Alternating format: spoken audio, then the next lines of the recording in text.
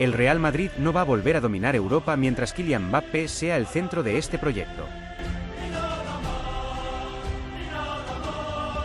Estamos hablando de uno de los mejores futbolistas del mundo. Un jugador que marca goles, que decide partidos, que tiene números extraordinarios. Pero yo soy Nilsson, del canal El Madridista, un aficionado apasionado por el Real Madrid. Hoy estoy aquí para decir lo que muchos empiezan a sentir, pero todavía no se atreven a aceptar. Después de analizar lo que pasó en el Paris Saint-Germain y lo que está pasando ahora en el Real Madrid, tengo una conclusión muy clara. Mbappé no es la solución. Mbappé es el problema. Y no lo digo desde el odio. No lo digo desde la frustración. Lo digo desde la observación, desde el análisis y desde algo que para mí está por encima de cualquier jugador, el escudo del Real Madrid. Porque aquí hay algo que no podemos ignorar. Florentino Pérez ya entendió que la situación es delicada. Muy delicada. Y dentro del club se empieza a instalar una idea que hace un tiempo era impensable. O Mbappé se adapta completamente a la filosofía del Real Madrid, o el Real Madrid va a tomar una decisión fuerte. Venderlo. Sí, venderlo. Y no es un escenario fantasioso. Hay movimientos en el mercado, hay interés real, especialmente desde el fútbol saudí, donde están dispuestos a pagar cifras absolutamente fuera de lo común. Se habla de una posible oferta cercana a los 280 millones de euros. Y aquí es donde yo te hago una pregunta directa. ¿Y si esa es la gran oportunidad del Real Madrid? ¿Y si Florentino Pérez tiene en sus manos la posibilidad de solucionar un problema enorme, de la manera más inteligente posible? Porque vender a Mbappé no sería rendirse. Sería corregir un error. Y ahora es cuando muchos van a decir: pero Nilsson, ¿cómo puedes decir eso de un jugador que te mete 40 o 50 goles por temporada? Y aquí es donde empieza lo verdaderamente importante de este análisis. Porque el fútbol no se gana con goles individuales. El fútbol se gana con equipos. Y esto no es una frase hecha. Esto es historia pura del Real Madrid. El mejor Real Madrid de la historia reciente, el que dominó Europa, el que ganó Champions de forma consecutiva, tenía la mayor estrella del mundo, pero nunca fue un equipo que girara en torno a un solo jugador. Era un colectivo. Cada uno tenía su rol. Cada uno entendía su función. Y por encima de todo, nadie estaba por encima del escudo. Ahora compáralo con lo que estamos viendo hoy. Un equipo que depende constantemente de una sola figura. Un equipo que se vuelve predecible. Un equipo donde las otras estrellas empiezan a perder protagonismo. Y lo más preocupante, un equipo donde el equilibrio se rompe. Porque sí, Mbappé marca goles. Eso es indiscutible. Pero el problema no está en lo que hace con el balón. El problema está en todo lo que pasa cuando no lo tiene. Falta de presión. Desconexión en momentos clave. Decisiones individuales por encima del juego colectivo. Y esto no es una opinión aislada. Esto es algo que ya se ha visto antes.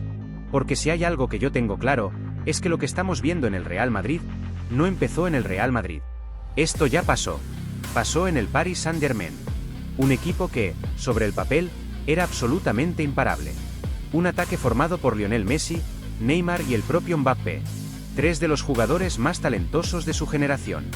Acompañados por futbolistas de primer nivel en todas las líneas. Y aún así, no ganaron la Champions. No dominaron Europa. No construyeron un equipo histórico. Y la pregunta es, ¿por qué?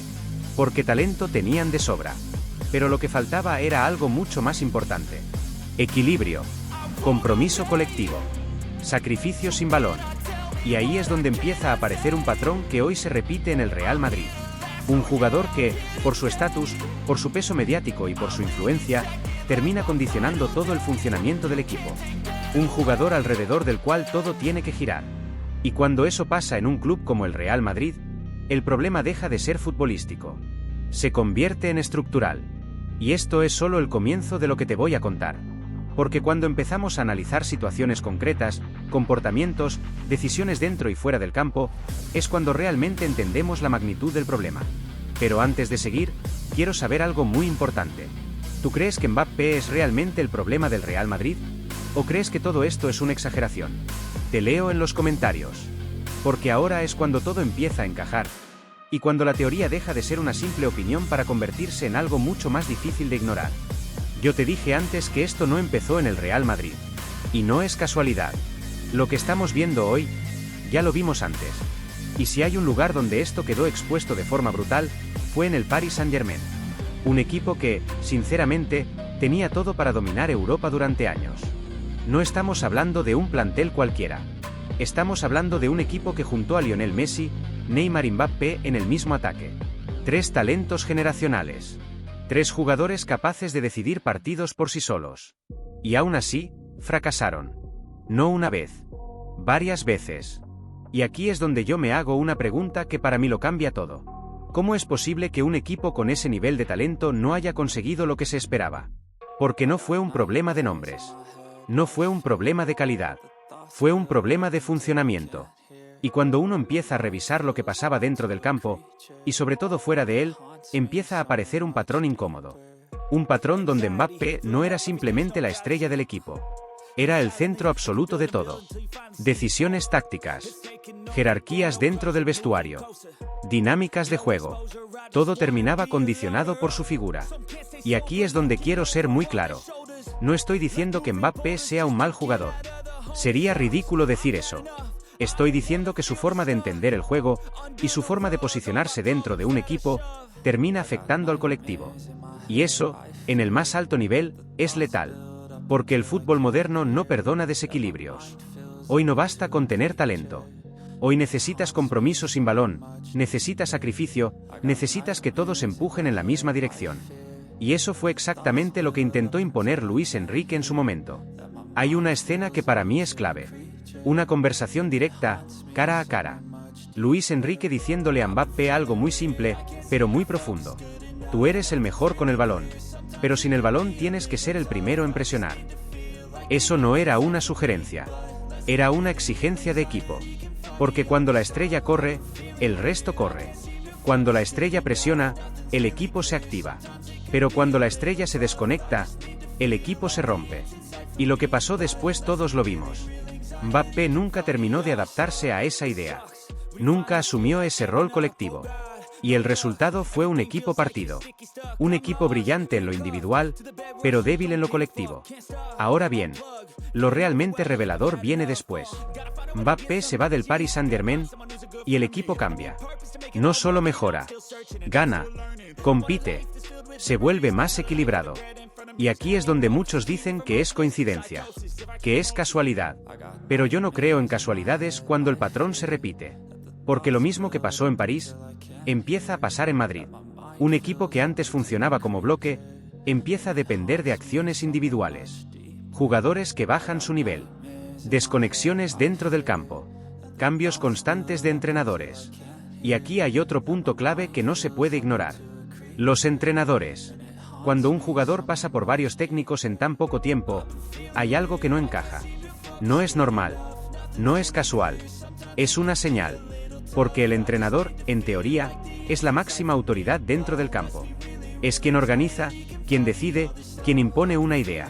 Pero cuando hay un jugador que, por su peso, por su influencia o por su estatus, termina estando por encima de esa estructura, el equilibrio se rompe completamente. Y eso es exactamente lo que empieza a generar dudas dentro del Real Madrid. Porque el club tiene una identidad muy clara. Una historia construida sobre jerarquías bien definidas. Aquí nadie está por encima del escudo. Nadie. Y cuando esa línea se empieza a difuminar, las consecuencias aparecen. Conflictos internos. Gestos en el campo. Jugadas donde la decisión individual pesa más que la colectiva. Y yo sé que algunos van a decir, bueno, pero también hay otros problemas. Lesiones, cambios generacionales, salidas importantes. Claro que sí. Eso existe. Pero una cosa no excluye la otra. El Real Madrid puede tener varios problemas. Pero eso no significa que no tenga un problema principal. Y para mí, ese problema es la forma en la que Mbappé condiciona el juego del equipo. Porque cuando un jugador necesita que todo pase por él, el equipo deja de ser un equipo. Se convierte en un sistema dependiente. Y los sistemas dependientes, tarde o temprano, colapsan. Ahora, lo más interesante de todo esto, es que la situación no solo preocupa dentro del campo. Fuera de él, las señales son incluso más fuertes. Porque cuando empiezan a aparecer tensiones en el vestuario, cuando hay gestos públicos, cuando hay decisiones que generan ruido, es cuando el problema deja de ser futbolístico y se convierte en algo mucho más grande. Y eso nos lleva a la parte más delicada de toda esta historia.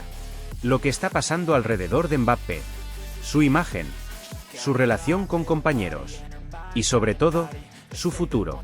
Porque aquí ya no estamos hablando solo de si encaja o no en el Real Madrid. Estamos hablando de si realmente hay un lugar en Europa dispuesto a asumir todo lo que viene con él. Y eso lo cambia absolutamente todo. Y aquí es donde todo se vuelve todavía más delicado.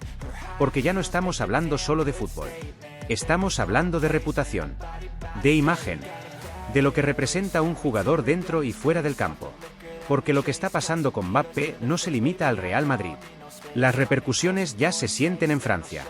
Comentarios, críticas, gestos que no pasan desapercibidos. Situaciones que, poco a poco, van construyendo una narrativa que empieza a pesar. Y cuando esa narrativa se instala, es muy difícil cambiarla. Porque ya no se trata de un partido, de una decisión puntual o de un mal momento. Se trata de una percepción general. Y la percepción que empieza a crecer es clara. Mbappé es un jugador extraordinario. Pero también es un jugador que puede convertirse en un problema dentro de un vestuario. Y eso, en la élite del fútbol europeo, es una señal de alerta enorme. Porque los grandes clubes no solo fichan talento, fichan equilibrio, fichan mentalidad, fichan jugadores que sumen, no que condicionen. Y aquí es donde yo creo que muchos gigantes europeos están empezando a tomar distancia. No porque duden de su calidad, eso nadie lo duda, sino porque ya han visto lo que puede pasar cuando todo gira alrededor de él. Ya pasó en el Paris Saint-Germain. Está pasando en el Real Madrid. Y eso no pasa desapercibido. Por eso, cuando hablamos del futuro de Mbappé, el escenario es mucho más limitado de lo que parece. Porque hay una realidad incómoda que muchos no quieren aceptar. El Paris Saint-Germain no lo quiere de vuelta. Y tiene lógica. El club ya encontró una forma de competir sin él. Ya construyó una estructura más equilibrada. Ya demostró que puede ganar sin depender de una sola figura. Volver atrás no tendría sentido. Entonces, ¿qué queda? Aquí es donde aparece con fuerza el fútbol de Arabia Saudita. Un mercado que está creciendo, que está invirtiendo cifras gigantescas y que tiene una prioridad muy clara. La visibilidad. Sí, quieren competir. Sí, quieren ganar. Pero sobre todo, quieren impacto global. Quieren nombres. Quieren estrellas. Y en ese contexto, Mbappé encaja perfectamente. Porque allí, el peso del ego no es un problema estructural. Al contrario, es parte del espectáculo. Allí no necesitas construir un equipo perfectamente equilibrado para ganar la Champions. Allí necesitas atraer miradas, generar conversación, posicionarte en el mapa.